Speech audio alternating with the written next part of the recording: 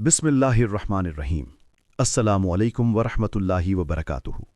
खाकसार मोहम्मद इब्राहिम आपकी खिदमत में हाजिर है और आप देख रहे हैं YouTube channel voice of Islam. इस प्रोग्राम में कमल आफ्ताब और कमल आफ्ताब की दोस्त का जिक्र करेंगे और वीडियो क्लिप भी दिखाएंगे। मुआशरे की असल पहचान इस बात से होती है कि वहाँ इंसाफ कितना जिंदा है। जब किसी मुआशरे में सच बोलना मुश्किल हो जाए और लोग हक जानते हुए भी खामोश रहने लगें तो ये सिर्फ एक तबके का नहीं बल्कि पूरे मुआशरे के ज़मीर का मसला बन जाता है। आज हम एक ऐसे ही हसास मौजू पर बात कर रहे हैं जिस पर लोग दिल में तो बहुत कुछ सोचते हैं मगर ज़ुबान पर लाने से डरते हैं, और वो है अहमदी मुसलमानों के साथ होने वाला रवैया और उस पर छाई हुई खामोशी।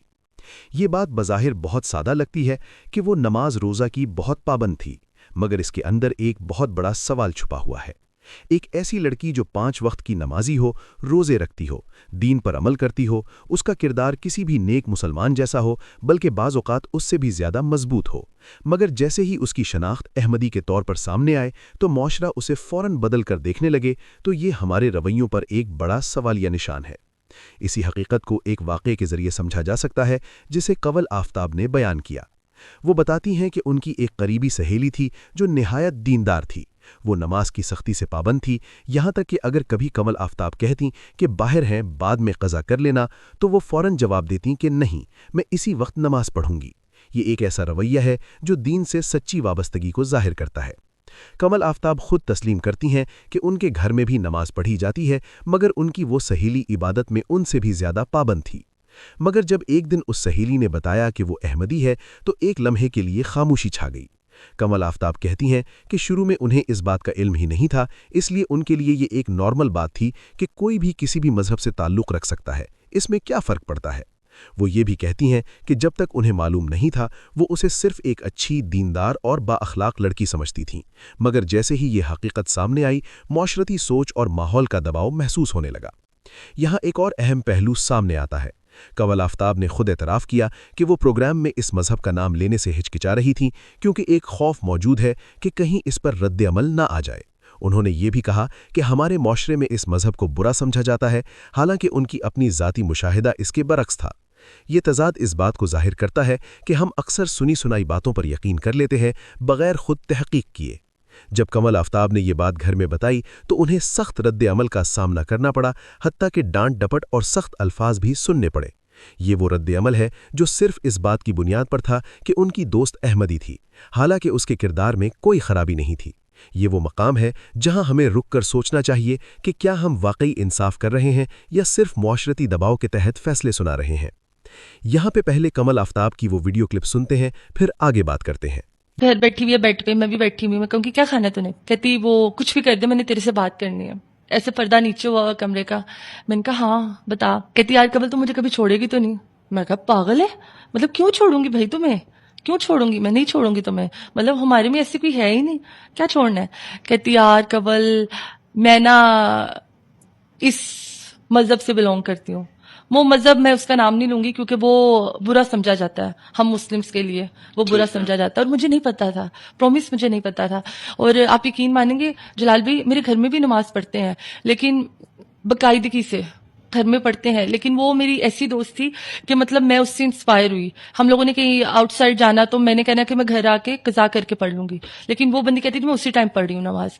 खैर इसने मुझे कहा कि मैं इस मजहब से बिलोंग करती हूँ। पहले मुझे समझ नहीं आई क्योंकि इतनी नॉलेज ही नहीं थी इस मजहब की। तो मैंने कहा फिर क्या हुआ, क्या हो गया तुम्हें? कहती शायद तुम समझ नहीं पा रही मैं क्या कह रही हूँ। मैं कहा जो भी हो, मुसलमान तो होना, टेंशन क्या है? तो वो क्रिश्चियन नहीं है, मैं ऐसे ही कहूँ कि लोग समझे कि मैं क्रिश्चियन को शायद ऐसा कह रही हूँ। तो फिर मेरे ज़हन में एक बात क्लिक की। मैंने कहा तुम ये तो नहीं?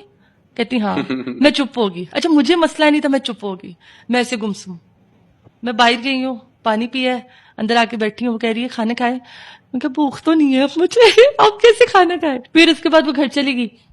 फिर मैंने थोड़ा सा अम्मी को बताया, अम्मी ने मुझे गालियां दी, माँ बहन की, और फलानी दी, टिमकानी दी, ये वो इस तरह से नानों ने। कहते तुम उन्होंने घर दी रोटी खवाई है, ये वो, टी टी टी टी, बड़ी गालियां दी। फिर मैंने आहिस्ता आहिस्ता उससे कम कर ली। ये सिर्फ एक वाकया नहीं बल्कि हमारे मुआशरे की एक आम तस्वीर है। लोग अहमदी मजहब के बारे में बात करना चाहते हैं, वो सवाल करना चाहते हैं, वो ये देखते हैं कि अहमदी हजरात को निशाना बनाया जाता है, مگر اس کے باوجود وہ کھل کر بات نہیں کرتے۔ اس کی سب سے بڑی وجہ وہ خوف ہے جو بعض ملا حضرات کے فتووں کی وجہ سے پیدا ہو چکا ہے۔ یہ فتوے لوگوں کے ذہنوں میں ایسا دباؤ پیدا کرتے ہیں کہ وہ سچ جانتے ہوئے بھی خاموش رہنا بہتر سمجھتے ہیں۔ لوگ نجی محفلوں میں تو کہتے ہیں کہ زیادتی ہو رہی ہے، مگر جب عوامی سطح پر بات کرنے کا وقت آتا ہے تو خاموشی اختیار کر لیتے ہیں۔ انہیں ڈر ہوتا ہے کہ اگر انہوں نے آواز اٹھائی تو کہیں وہ خود نشانہ نہ بن جائیں، ان کی عزت، نوکری یا سماجی حیثیت متاثر نہ ہو جائے۔ یہی خوف ایک ایسی دیوار بن چکا ہے جس نے سچ کو قید کر رکھا ہے۔ اسلام کی تعلیمات ہمیں انصاف، سچائی اور برداشت کا درس دیتی ہیں۔ قرآن ہمیں بار بار عدل کا حکم دیتا ہے اور یہ بھی کہ کسی کی دشمنی ہمیں انصاف سے نہ روکے۔ مگر افسوس کہ ہم نے ان اصولوں کو پسے پشت ڈال دیا ہے اور اختلاف کو دشمنی میں بدل دیا ہے۔ حالانکہ اختلاف ایک فطری چیز ہے اور اسے برداشت کرنا ہی ایک مہذب معاشرے کی نشانی ہے۔ یہ حقیقت بھی تسلیم کرنی چاہیے کہ تمام علماء ایک جیسے نہیں ہوتے۔ بہت سے علماء ایسے بھی ہیں جو امن، محبت اور برداشت کا پیغام دیتے ہیں، مگر کچھ ایسے بھی ہیں جو اپنے بیانات اور فتووں کے ذریعے معاشرے میں خوف پیدا کرتے ہیں۔ جب دین کو خوف کے ساتھ جوڑا جائے تو وہ دلوں کو قریب لانے کے بجائے دور کر دیتا ہے۔ آج سب سے زیادہ ضرورت اس بات کی ہے کہ ہم اس خاموشی کو توڑیں۔ سچ بولنا آسان نہیں ہوتا، مگر یہی وہ پہلا قدم ہے جو تبدیلی کی طرف لے جاتا ہے۔ اگر ہم آج بھی خاموش رہے تو کل یہی خاموشی کسی اور کے خلاف بھی استعمال ہو سکتی ہے۔ یہ صرف احمدیوں کا مسئلہ نہیں، بلکہ انصاف اور اصول کا مسئلہ ہے۔ آخر میں ہمیں خود سے یہ سوال کرنا ہوگا کہ اگر کمل آفتاب کی وہ سہیلی کبھی یہ نہ بتاتی کہ وہ احمدی ہے، تو کیا وہ ایک اچھی مسلمان نہ سمجھی جاتی؟ اگر جواب ہاں میں ہے تو پھر ہمیں اپنے رویوں پر نظر ثانی کرنے کی ضرورت ہے۔ وہ لڑکی آج بھی نماز پڑھتی ہے، روزے رکھتی ہے اور اپنے رب سے تعلق قائم رکھتی ہے۔